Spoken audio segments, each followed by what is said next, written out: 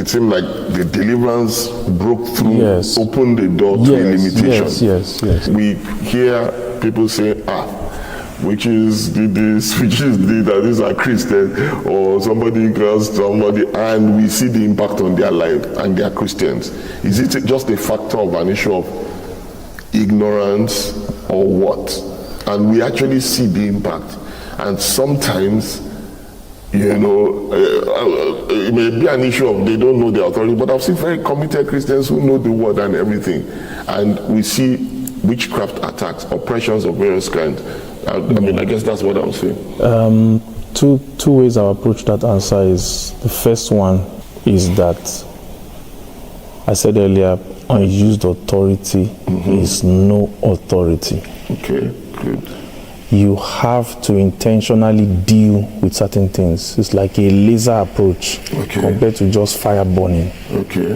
There are certain things you need to hit on. That's why sometimes in the prophetic, you find yourself hit on certain things. Yes. All of a sudden the person starts reacting. The person has been looking at you since. Yes. But once you mention the name or mention the specific challenge, the reaction starts. Yep. So that's how the power of God works sometimes. And if you are not intentional with that, many things will go untouched. I lead prayer stretches. I cast out demons many times on the 11th hour of the prayer stretch. Wow. They have spoken in tongues for 11 hours. There are Christians speaking in tongues for 11 hours, but that thing still It's remains. on the 11th hour that I now face deliverance. Okay. And they start screaming, shouting, manifesting. It used to beat my imagination before when I see it, my father. And with prayer, the thing did not that's bring up it. the thing. Speaking in tongues is just generating power with your utterances. Okay. My father will always say, this is not time for speaking in tongues. Use your understanding and hit on the matter. Okay, so what happens in the 11th hour that exposes, because we're talking about beneath the surface. No, it's just me that is exerting true desire now. Yes. I am facing the matter of demons now by the power of God. So your desire works like a focus. Bible says, whatsoever ye desire when you pray. Desire is supposed to start prayer. So you are intentional, like a doctor saying, okay, now it's time for this injection that will hit. Yes. I want to bring the power of deliverance, or like you're saying, I want to bring the power of healing now. Yes, so that's the reason we have tags on meetings. It's so that people's desires can be conditioned. Focused. Yes. Miracle service.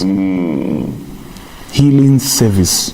Okay. It aids the results. So are you saying that, I really like what we're talking about here, because we say healing service. People come and they come with the expectation of healing, and you decree that the power of God is present to heal. Yes. And they get healed because it is what you desire.